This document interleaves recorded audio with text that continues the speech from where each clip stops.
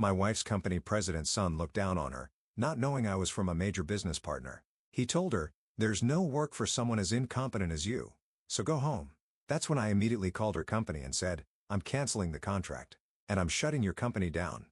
On my wife Molly's employee ID, the words "incompetent middle school graduate" were written in bold letters. My hands, holding the ID, trembled uncontrollably. My head was filled with rage. I knew that Troy, the department head, had always looked down on Molly because her highest level of education was middle school. But I never imagined an adult would stoop to something this childish. "Who made this?" I muttered, half in disbelief. "Of course, it was Troy," Molly answered. And then, I made a call. The person didn't answer, so I kept calling again and again. Before I realized it, I had called at least 10 times. Finally, on the 11th attempt, they picked up. "Isaac, it's me. I was in a business meeting and couldn't answer, but when I saw 10 missed calls from you, I have to admit I was a little scared. Normally, you wait before calling back, right? Oh, this is what they call blowing up my phone, isn't it? I may be old, but I know some slang." The person on the other end burst into laughter, but I had no intention of laughing along. Instead, I spoke, my voice laced with anger. "Mr. Sawyer, the $634 million contract is off. I'm shutting your company down." "What?" the voice on the other end shouted in shock. Wait, hold on. What's this all about?" And so, my counterattack began. "My name is Isaac Tucker. I'm 30 years old. I've been married for 5 years and live with my wife, who's the same age as me. Her name is Molly, and we got married when we were both 25. We don't have kids, and since we both work, we have a system. On weekdays, Molly, who gets home earlier, cooks dinner, and on weekends and holidays, I take care of the meals." I first met Molly when I was 19, working part-time at a coffee chain. She had been working full-time since she was 16, meaning she had 3 more years of work experience than me despite being the same age. To my inexperienced self, she seemed dazzling. She was confident, quick, and efficient, handling customers with ease, preparing orders, and giving clear directions to the staff. To anyone watching, she was a top-tier employee. That's why, at first, I was convinced she was older than me. But one day, after our shift ended, we happened to leave work together, and she casually said, "I'm actually the same age as you, Isaac." I was so shocked I blurted out, "No way. You're kidding, right?" She misunderstood and pouted. "What, do I look that old to you?" The hurt look on her face stuck with me. Of course, I quickly reassured her that wasn't what I meant. Looking back, I never imagined that our awkward first interaction would lead to marriage years later. Anyway, to me, Molly always seemed like a dependable, older sister-type figure. I quit that part-time job after about 2 years, but Molly, being a full-time employee, stayed on longer. When we started talking seriously about marriage, Molly hesitated. "My job requires working weekends, which means our days off won't match. Maybe I should look for something else." I told her, "Don't worry about me. You should do whatever makes you happy." But a few months before our wedding, she decided to change jobs and became an office worker at a manufacturing company. "Do you regret leaving the coffee shop?" I asked. "Not really. Thinking long-term, I figured an office job would be better. Plus, Mr. Sawyer told me during the interview that if I work hard and get promoted, my salary will go up. And honestly, I'm just happy I get weekends off now," she said. I felt a little guilty, knowing she made this decision partly for our marriage, but I was relieved she found a new job. And I was ready to support her all the way. For a while, she seemed to be doing fine. But one day my department head, Troy, is such a jerk. He keeps bringing up my education, saying things like, "You're just a low education worker." She came home looking exhausted. I knew that even though Molly hadn't gone to high school, she was incredibly capable once she learned something. "Don't let it get to you. What matters isn't your education, it's whether you can actually do the job," I reassured her. Luckily, Molly was naturally cheerful. "Thanks. Yeah, you're right. If I work hard and prove myself, they'll have to recognize me," she said, raising her fists in determination. I admired her positivity and dedication all over again. For a while, she didn't complain about work, but then, she came to me again. "Isaac, do you think I'm useless?" she asked, looking sad. So I was shocked. "Of course not. Who told you that?" "It was Troy," she admitted. I thought to myself, Troy again, feeling a surge of frustration. I despised him for speaking so poorly about my wife. But since I had never met the man myself, I decided to focus on the most important thing: lifting Molly's spirits right in front of me. "I know just how capable you are, Molly. It must be tough working under a department head like that. But there are people who will recognize your worth. Just keep believing in yourself and doing your job with confidence." I told her that. Molly clenched her fists and smiled. You're right. I always feel bad that you have to cheer me up, but thank you. I won't let it get to me. I'll do my best. Seeing her smile reassured me, but at the same time, my distrust toward Troy only grew stronger. As time passed, I noticed Molly looking increasingly exhausted. She used to be the one suggesting, "Hey, there's somewhere I want to go. Want to come with me?" And we'd often go sightseeing or shopping together. But lately, she had been shutting herself in her room, sighing heavily, or not even getting out of bed. Concerned, I suggested, "How about we go eat something delicious?" But she just murmured, "Yeah, but I don't feel like going out today." Eventually, spending weekends alone became my new routine. I told myself that everyone has times like this, that we didn't have to go out all the time. But seeing how her smiles had dwindled, I couldn't help but worry. I kept inviting her out every weekend until finally, she said, "Well, if you insist, maybe I should go out today." So we went shopping downtown. We browsed accessories and clothes in a boutique when suddenly, Molly's face darkened. "Isaac, let's get out of here." I followed her out of the store, but the moment we stepped outside, a man called out from behind us, "Well, if it isn't Molly, a middle school graduate shopping for new clothes? You should just stick to wearing secondhand junk for life." The words were sharp and cruel. Molly didn't say a word. She just stood there, her expression tense. I immediately had a hunch. I turned to the man and asked, "Are you by any chance from Molly's company?" "Nice to meet you. I'm her husband, Isaac. Thank you for looking after my wife." The man scoffed, barely acknowledging me.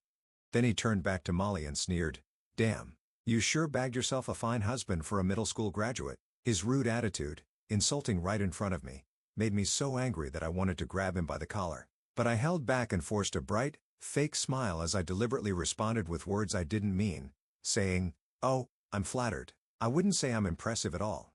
In fact, I'm glad that Molly has a boss like you." Then lowering my voice so he couldn't hear, I added, "A truly remarkable boss who can't even manage a proper greeting." The man frowned in confusion and glared at me. "Let's go, Isaac. Excuse us." With that, Molly took my hand and led me out of the store. It was then that I realized the rude man from earlier was none other than Troy, Molly's workplace nemesis. He really did have an awful attitude, and I could only imagine how stressful it must be to work with him every day. Thinking about it, I said, "Hey, Molly, if you're not happy at your job, you don't have to stay. I can support us, so you can quit if you want." She smiled and replied, "Thank you, but I don't want to give in so easily. I'll keep trying." Hearing that, I couldn't help but worry if she was pushing herself too hard. "Does Troy always talk to you like that?" I asked, genuinely concerned. She sighed and said, "He's always bringing up my education, constantly reminding me that I only have a middle school diploma, like it makes me beneath him. But honestly, people assume that if someone didn't finish high school, it must be because they were neglected or just lazy. I get it. And in the end, it's my own fault that I didn't go to high school." She said it with a hint of sadness in her voice. I immediately spoke up, trying to reassure her. "Molly, that's not true at all. The reason you didn't go to high school, or rather, couldn't, wasn't your fault. At an age when you should have been focusing on just studying in your own future, you were helping your family. And because of that, you stepped into the workforce earlier than most people. That's something to be proud of. You've always worked so hard. I respect you so much." I knew that Molly hadn't gone to high school because her parents divorced when she was in middle school, and she grew up in a single-mother household. Her mother wasn't in good health, and financially, things were tough. But it wasn't like her mother had asked her. Molly had made that decision on her own, choosing to enter the workforce early to help. And the fact that she had risen to a managerial position at such a young age was something I had always admired about her. Hearing my words, Molly suddenly burst into tears. "I'm sorry. It's just that I can't seem to prove myself at work. I chose to work instead of going to high school because of my family situation. But because of that, I've only caused embarrassment for you and my family. Having someone like me in the family must be humiliating, right? I'm really sorry." She sobbed uncontrollably, tears streaming down her face. I panicked, trying to comfort her. "Humiliating? No way. Molly, you're my greatest source of pride." She wiped her tears, took a deep breath, and whispered, "I'm sorry. Thank you." Then, she looked up at me with newfound determination and said, "I'll keep doing my best." But the more she pushed herself, the more I worried that she was just wearing herself down. There were plenty of other workplaces out there, and given how capable she was, I was sure she could find another job easily. But no matter how many times I encouraged her to change jobs, she always said, "No company would hire someone like me, a middle school graduate. I just have to work hard and prove myself here." And so, she endured. Months passed. Then, one day, something great happened. Molly came home with an unusually bright expression. Noticing this right away, I asked, "Something good happened today, didn't it?" With a smile, she said, "That obnoxious Troy got transferred. And the new department head, Kai, is a really nice guy. The whole atmosphere at work has improved, and for the first time in a long time, I actually enjoyed my day at work." Hearing that, I felt relieved and genuinely happy for her. That's amazing. It really makes a difference by who you work with. "I'm so glad Kai is a good person." I said that. "Thank you," Molly replied. From what she told me, that rude man we ran into while shopping, the one who always looked down on her, was Troy, a man in his 40s and the son of the company president. The president, Casey Sawyer, was a self-made entrepreneur who built the company from the ground up. Now at 70 years old, he was apparently considering stepping down and passing the role to his son. Troy had been transferred to the New York headquarters, and rumors among employees suggested that the leadership transition was imminent. "I see. I'm glad that obnoxious Troy got transferred, but if he's the next president, that doesn't sound good at all." When I commented, Molly quickly agreed. "Right? If Troy becomes president, it's going to be a nightmare. He's obsessed with academic credentials, so he'll always look down on me. I might as well give up on promotions and raises." When I was hired, Mr. Sawyer told me he values ability over education, which is why I joined in the first place. "That's a problem. We need to find a way to keep him from taking over." I muttered without thinking, but Molly, instead of dwelling on it, brightened up. "Well, honestly, because of Troy, I was never given proper work anyway. Now that he's gone, I can finally take on real tasks and prove myself. Kai already recognizes my abilities, so I just need to keep pushing forward." Seeing her so determined reassured me, and I wanted to support her. Then, 6 months later, Molly came home with big news. "Isaac, guess what? I got a promotion." Both Kai and Mr. Sawyer recognized my work, and starting next month, I'll be promoted to section chief. Seeing my wife so excited, I felt genuinely happy for her. But that happiness didn't last long. She continued, and what she said next shocked me. "And, I'll be transferring to the headquarters next month." What? It was supposed to be good news, but my immediate reaction was confusion. Molly had a mixed expression, happy, yet troubled. She had been working at a branch office outside the main city, but now she'd be moving to the company's prestigious headquarters in New York, surrounded by skyscrapers. It was definitely a step up. "But that means, you'll be working where Troy is, right?" I voiced my biggest concern. Molly gave me a small nod. "Well, but it's the headquarters. There are tons of employees. You probably won't have to deal with him much, right?" I said, almost trying to convince myself. But she shook her head. "Troy is a department head there. And I'll be a section chief in his department. So, I'll be working directly under him." She sounded disappointed as she said it. "No way. Isn't there any way around this?" "I really don't think you should have to work with him again," I said, panicking. I had seen how miserable she was because of Troy before, and I couldn't stand the thought of her going through that again. "I know, but now that both Kai and Mr. Sawyer have recognized my abilities, I doubt Troy will be able to treat me like before," she said, her eyes filled with determination. She was right. That was how things should be, and she had grown both in her skills and her confidence. "Yeah. You should show Troy just how capable you are. He won't have anything to say after that," I said, genuinely believing in her. But I never could have imagined what would happen just 2 weeks later, on the morning of Molly's first day at headquarters. She was dressed sharply in a gray suit, looking more polished than usual. Before leaving, she smiled at me and said, "From today, I'll be heading out before you. Sorry, I won't be able to make your coffee anymore. Good luck, Molly." I thought to myself as I watched her leave. I didn't care about promotions or raises, I just wanted her to be able to thrive in a place where she could prove her worth. I spent the day worrying about her but went to work as usual. That evening, when I returned home, Molly was already there. "I'm home, Molly. You got back before me. How was your first day?" I asked while setting down my bag and taking off my jacket. I hadn't looked at her properly yet. There was no response. Maybe she didn't hear me. I stepped closer, about to ask again. Then, I looked at her face and froze in shock. She was crying. "What? What happened? Molly, what's wrong?" I panicked. She was crying silently, holding back her sobs. Somehow, it was even more painful to see than if she had been wailing out loud. It was the kind of sadness and frustration that cut deep. "I'm sorry," she whispered. "Why are you apologizing?" I asked, confused. She shook her head and said, "I really am incompetent. I never should have been promoted." Then she started crying again. A bad feeling crept over me. "Did Troy say something to you?" I asked, and Molly's quiet sobs grew a little louder. That was all the confirmation I needed. Just when she had finally been able to shine at work, just when she had been recognized for her abilities and promoted, Troy was back to ruin it all. It felt like we were right back where we started. Honestly, I was beginning to think she should give up on the promotion and request a transfer back to her old branch. Anything to get away from Troy. Molly, is there any way you can transfer back to your old branch? I asked. She shook her head. No. It's impossible to reverse a personnel transfer like that. And besides, I worked so hard to become a section chief. She answered through her tears. I understand that, but people like him don't just change overnight. I'm more worried about you getting drained by all of this, I told her. At the same time, I hated the idea of her career being derailed by such a pathetic excuse for a boss. Then, Molly finally started talking. Actually, today, I was sent home an hour after I arrived. Troy told me, there's no work for an incompetent person like you, so just go home. Some of the other employees tried to stop him, but he stood there watching me the whole time until I left. Why does he hate me this much? And the worst part is this. She reached into her bag, grabbed a strap that was sticking out, and pulled something up. It looked like an employee ID badge. Normally, an ID like that would have a photo, name, department, and job title. But something caught my eye. There was a large bold word printed across it. Caution. What the hell is this? I leaned in and took a closer look. Below Molly's name, written in bold, unmistakable letters, were the words, "Incompetent middle school graduate." My hands trembled as I held the badge. My head filled with rage. I couldn't believe that a workplace full of adults professionals could stoop to something this childish and disgusting. Who made this? Before I could even finish asking, Molly said, "Of course it was Troy."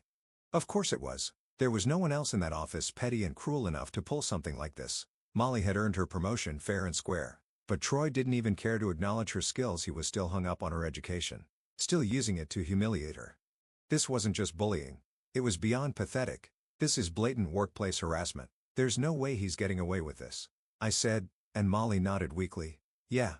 But since he's Mr. Sawyer's son, no one dares to stand up to him. I understand the logic behind it. Society is like that. There are many unreasonable things that cannot be defied by blood or power. I bit my lip. Then a switch flipped in my head. If that's how it is, then I won't hold back. I don't care what you say, Molly. Troy crossed the line, and I'm going to make sure he pays for it. Molly looked at me, wide-eyed in surprise. The next moment, I pulled out my phone, scrolled through my contacts, and made a call. The phone rang and rang. No answer. I hung up and immediately called again. I kept calling over and over. By the time I realized it, I had already called 10 times. Finally, on the 11th call, the person on the other end picked up. Isaac? It's me. I was in the middle of a business meeting and couldn't answer, but when I saw 10 missed calls from you, I'll be honest, I was terrified. Normally, people wait a while before calling again. Ah, this is what they call blowing up my phone, isn't it? I may be old, but I still know some modern slang. The voice on the other end laughed heartily, completely unaware of my seething rage. I, on the other hand, was furious. Mr. Sawyer, the $634 million contract is off. Your company is finished. What? Wait a minute. What are you talking about? What's going on? He was clearly flustered, but I didn't stop. This isn't sudden. I've been holding back for a long time, but I've had enough. You allowed your son to insult and humiliate my wife. Sure, it was your son who did it, not you. But that doesn't mean you can wash your hands of this. The fact that you let someone like him run free makes you responsible. You made the mistake of pissing me off, so your company is going to take a $634 million hit. And let's be honest, it won't survive. This is the end for you. I let it all out, and I felt damn good about it. The person on the phone was none other than Mr. Sawyer, the president of the company where my wife, Molly, worked. And as for how I knew him, well, that was simple. I owned my own company, and not just any company, one of the largest business partners of Mr. Sawyer's firm. Recently, my company had started using parts manufactured by his company in our production line. It was a new business relationship, one that I had carefully orchestrated for this very moment. Ever since his disgrace of a son, Troy, started harassing my wife, I had been planning this exact scenario. My company started out small but worked hard to scale up. My company was small at the beginning, but I grew it steadily. And through direct negotiations with Mr. Sawyer, I intentionally made his company dependent on me by doing large-scale transactions. Mr. Sawyer also jumped on this large deal and became heavily dependent on the revenue from my company. And it seems that he also proceeded to invest in many new machines. Wait, your wife? Are you telling me, that woman with the same last name as you in my company, she's your wife? Mr. Sawyer yelled in shock. That's exactly right. I figured you might have noticed. But let me ask, if you had known, would you have stopped your son from humiliating her? Because I don't think this is about who she is at all. I think it's about basic human decency. And as expected, Mr. Sawyer had no idea what had happened today. Your son, Troy, gave my wife an ID badge that said incompetent middle school graduate on it. Then, within an hour of her first day at headquarters, he ordered her to go home, saying there was no work for someone as useless as her. That's a clear compliance violation. When I explained this, Mr. Sawyer said over the phone, "Oh my. No way. No way," and moaned repeatedly. "I deeply apologize. My son's behavior is completely unacceptable.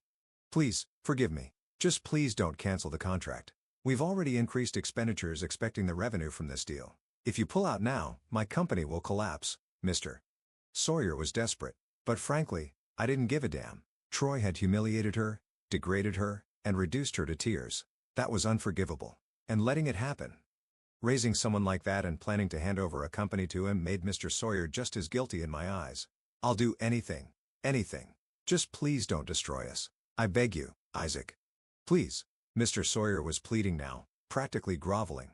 Then, Molly, who had been silent until then, interrupted, wondering if the caller had heard her voice. "Isaac, I want you to let that much go. Mr. Sawyer is not a bad person. It's Troy who is bad. God, my wife was too kind. I fell in love with her all over again in that moment. But I wasn't ready to let this go. I get it, Molly. But as a president myself, let me say this. A leader is responsible for everything their subordinates do. Maybe Mr. Sawyer is a good man, but that doesn't change the fact that this happened under his watch. That's just how it works." When I explained this to Molly, she fell silent as if thinking a bit. Then she said, "Isaac, thank you. If it weren't for Isaac's action, I would have been ruined by Troy's harassment. May I make a proposal to Mr. Sawyer?" she said in a strong tone. I couldn't refuse her when she said that, so I handed her the phone I was using while on a call with Mr. Sawyer. "Mr. Sawyer, this is Molly speaking. I apologize for involving my husband in this, but I had no other choice. The truth is your employees, including myself, feel powerless against your son. Because he is your heir, no one dares to